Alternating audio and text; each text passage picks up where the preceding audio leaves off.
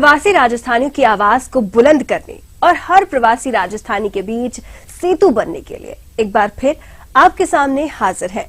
मैं हूं चित्रा। आज हम इस बुलेटिन में आपको दिखाएंगे चेन्नई में जल प्रलय के बीच प्रवासी राजस्थानियों ने कैसे बढ़ाए मदद के हाथ। साथ ही आपको बताएंगे राजस्थानी भाषा के इतिहास को समेटने के लिए कहां हुआ है सबसे बड़ा काम।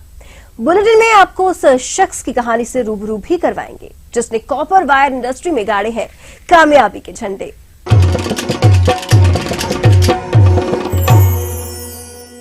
कहते हैं बिजनेस राजस्थानियों के खून में है और रग रग में बसा हुआ है धार्मिक, सामाजिक और सांस्कृतिक संस्कार।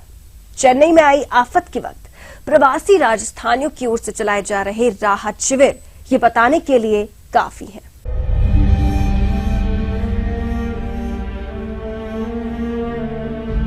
दर्द के दरिया में डूबी चेन्नई की चमक, जिधर भी नजर पसारे बस पानी ही पानी नजर आ रहा है। तमिल धरा पर जल प्रलय की भयावह तस्वीरों के बीच सरकारी राहत के छींटे भी पड़ रहे हैं जो मुश्किल की घड़ी में बड़े काम आ रहे हैं। लेकिन ये जो तस्वीरें आप देख पा रहे हैं ये सरकारी तंत्र से जुड़े लोग नहीं हैं, न ही चेन्नई के मूल निवासी।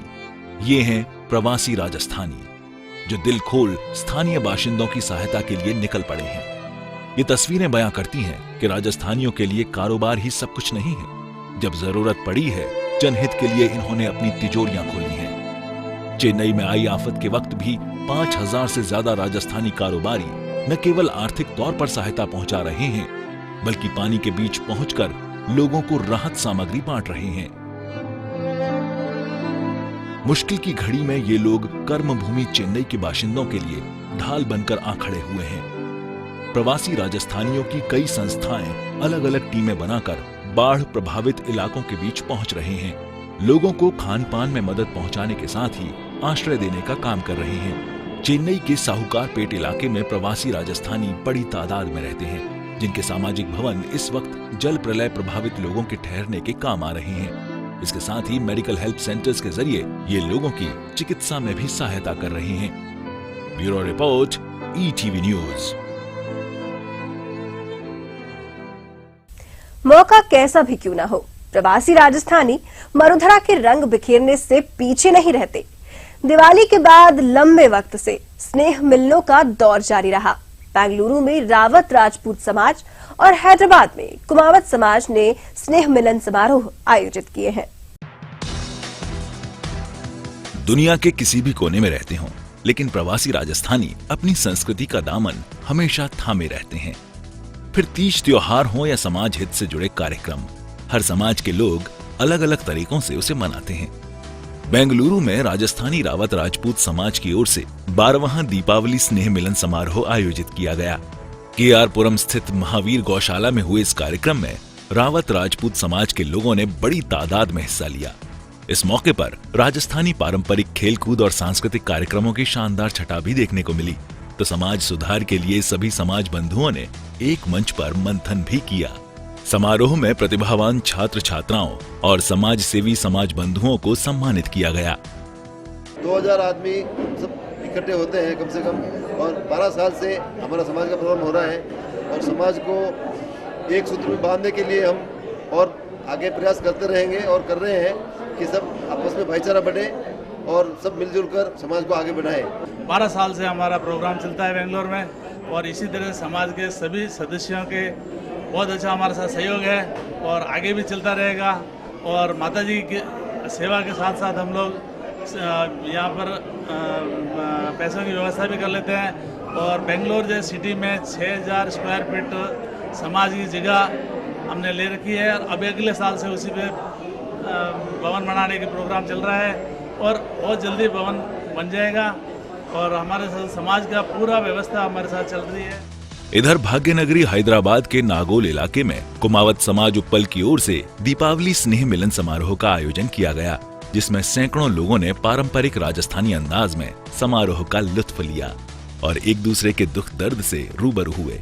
समारोह में समाज के लिए उत्कृष्ट कार्य करने वालों को सम्मानित भी किया गया। साथ ही समाज के विकास के लिए नई रणनीति पर चर्चा भी की गई।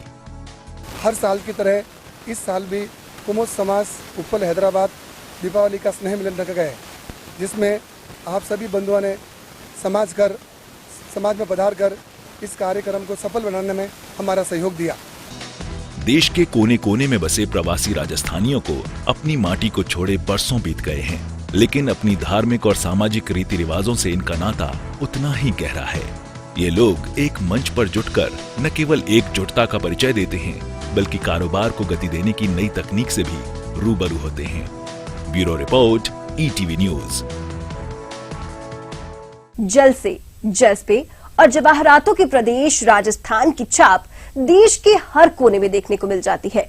कोलकाता में तो यहाँ की ज्वेलरी की बड़ी डिमांड रहती है, लिहाजा मरुधरा के कारोबारी यहाँ बड़ी संख्या में पहुंचते हैं। इस वक्त कोलकाता के नेताजी इंडोर स्टेडियम में 4 दिवसीय ज्वेलरी शो का आयोजन किया जा रहा है, जिसे लेकर पश्चिम बंगाल के लोगों में खासा उत्साह देखने को मिल रहा है। बंगाल और राजस्थान के अंदर समथिंग थोड़ा बहुत सेम लगा मुझे। यहाँ के जो लोग हैं ट्रेडिशनल है थोड़े और बहुत पसंद कर रहे हैं स्टोन को। चलिए यहाँ पर रुक रहे हैं एक छोटे से ब्रेक के लिए। ब्रेक के बाद आपको बताएंगे राजस्थानी भाषा के इतिहास को समेटने के लिए कहां पर हो रहा है सबसे बड़ा काम।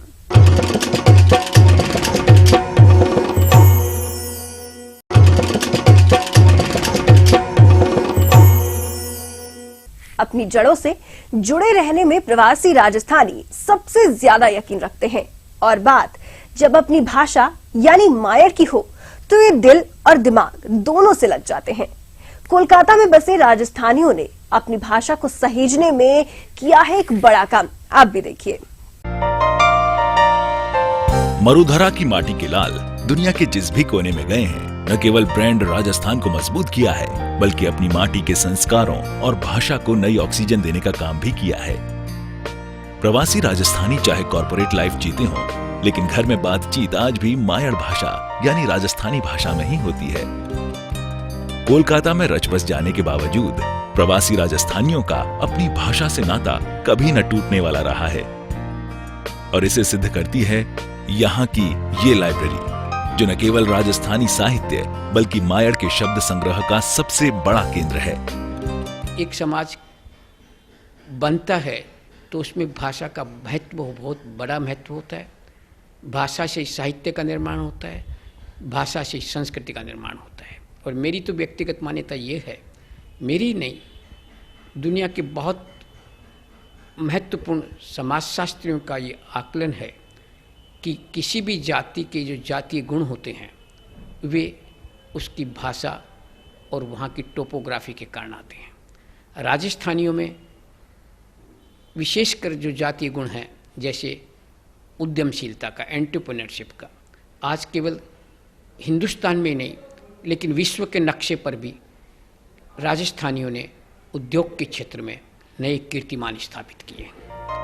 राजस्थानी भाषा की जो किताबें राजस्थान से अस्तित्व खो चुकी हैं, कोलकाता की इस लाइब्रेरी में सुरक्षित मिल जाती हैं। इस विरासत को प्रवासी राजस्थानी बड़ी शान से संभाल कर रख रहे हैं। कोलकाता में कई भाषाओं की अकादमियां बनी हैं, लिहाजा राजस्थानी भाषा को मान्यता के साथ प्रवासी राजस्थानी कोलकाता में राजस्थानी अकादमी की मांग भी रख रहे हैं। साहित्यिक और सांस्कृतिक प्रवृत्ति की महिला हैं, उनसे हम चाहते हैं कि राजस्थानी भाषा, क्योंकि ये लिंग्विस्टिक माइनॉरिटी है, इसको भाषा का महत्व दिया जाए, और जो स्कूलें जिसमें राजस्थानी लोग ज़्यादा पढ़ते हैं वहाँ पर इसकी पढ़ाई का एक सिलसिला चालू किया जाए, और ज़रूरत पड़े तो एक अलग से एकेडमी बनाई जाए। जिस तरह से बांग्ला एकेडमी है, कश्मीरी एकेडमी है, उर्दू एकेडमी है, उसी तरह से कलकत्ता में भी एक राजस्थानी एकेडमी का गवर्नमेंट स्तर पर निर्माण किया जाना चाहिए।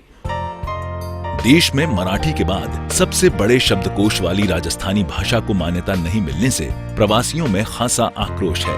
ये लंबे वक्त से मायर की मान्यता की जंग जोर शोर से लड़ भी रहे हैं। उम्मीद है कि भले ही वक्त लग जाए, लेकिन मान्यता जरूर मिलेगी। Shubhendu Chatterjee, ETV news, Kolkata.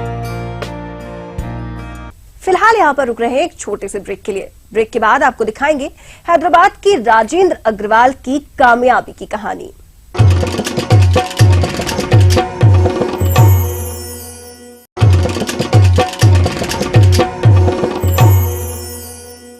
कारोबार में कामयाबी प्रवासी राजस्थानियों की सदियों से मुरीद रही है, क्योंकि कड़ी मेहनत और बुलंद इरादों के साथ इन्होंने जहां भी कदम रखा, कारोबार आसानी से बुलंदियों को छूने लगा है। कुछ ऐसी ही कहानी है राजेंद्र अग्रवाल की, आप भी देखिए। दुनिया के नक्शे पर मरुधरा की पहचान जितनी वीर सपूतों के शौर्य और बलिदान से है, उतनी ही ख्याति प्रवासी राजस्थानियों की बेजोड़ कारोबारी क्षमता और अथक मेहनत से है। हैदराबाद के कारोबारी गलियारे ऐसी ही एक शख्सियत के कायल हैं, जिसका नाम है राजेंद्र अग्रवाल। ये वो नाम है जिनकी कारोबारी दक्षता और बिजनेस अप्रोच से तेलंगाना ही नहीं बल्कि देश की कॉपर इंडस्ट्री अछूती नहीं है।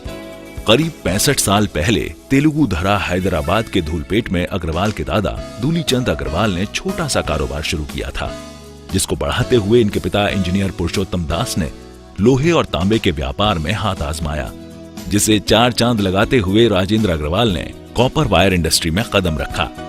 बहुत कम समय में ही रामा कंडक्टर्स को इनेमल्ड कॉपर वायर मैन्युफैक्चरर कंपनियों में शुमार कर दिया।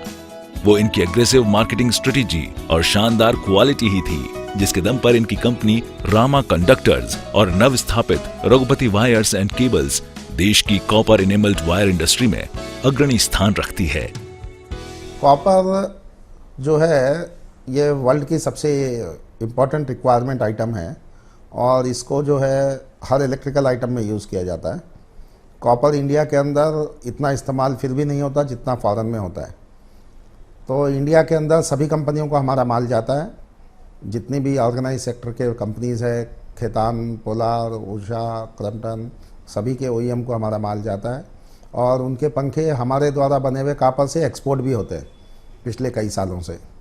और ना कि हमारा माल इंडिया में बल्कि विश्व के हर देश के अंदर इनडायरेक्टली जाता है। और अच्छी टेक्नोलॉजी है, एजुकेशनल बैकग्राउंड है। हमने अपना समय व्यापार में डायरेक्ट नहीं बिताया। इस व्यापार को करने के लिए हमने उम्र के 23 साल पढ़ाई की हिंदुस्तान और अमेरिका की यूनिवर्सिटीज़ के अंदर। उसके बाद ये इंडस्ट्री में आए। एक educational background, practical background and a knowledge will give a best result. तो नॉट ओनली माई सेल्फ, आज मैं अकेला नहीं हूँ इस काम में। मेरी wife is also director, she is a science student, I am a marketing.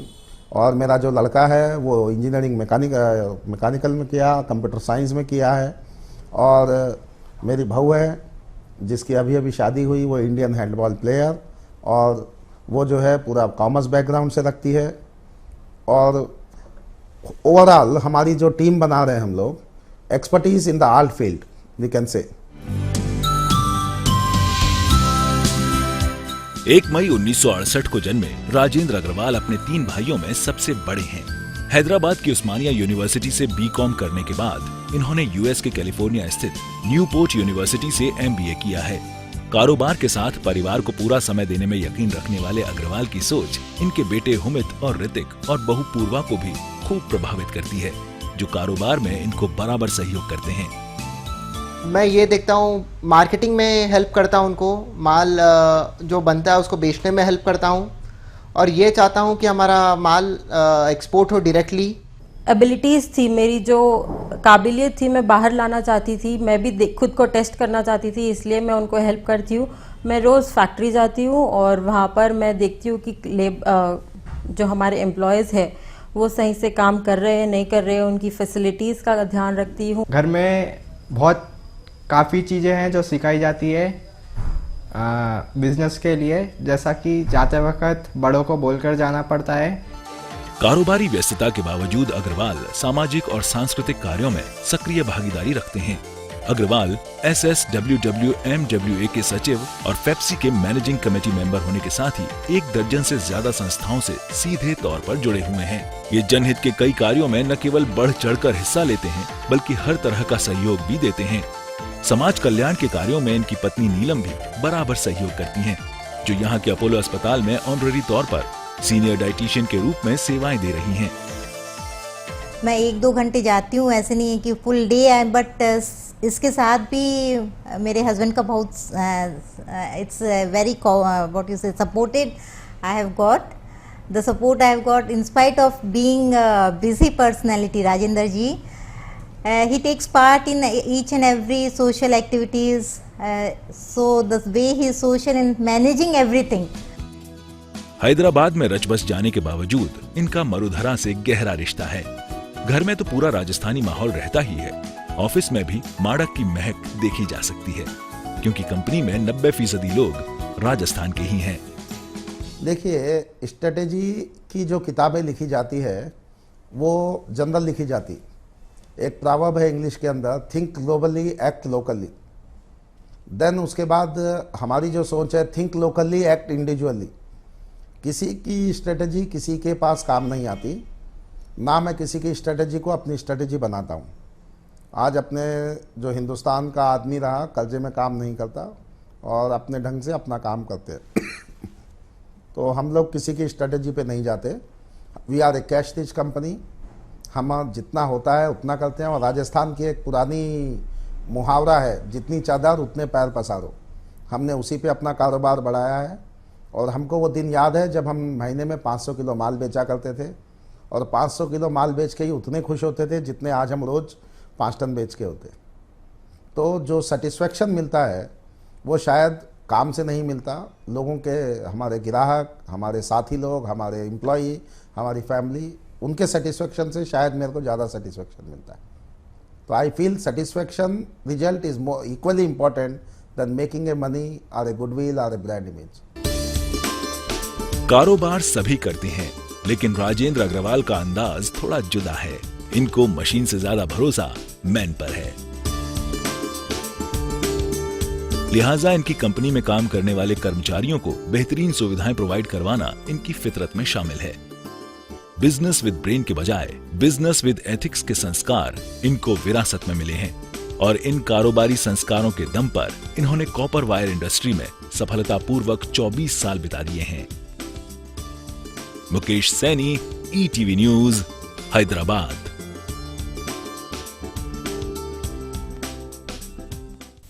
इस बुलेटिन में फिलहाल के लिए बस इतना ही, लेकिन अगले शनिवार इसी वक्त आपसे फिर रूबरू होंगे प्रवासियों से जुड़ी हर खबर लेकर। इस कार्यक्रम के जरिए आप अपनी खबरों को भी हमारे साथ साझा कर सकते हैं।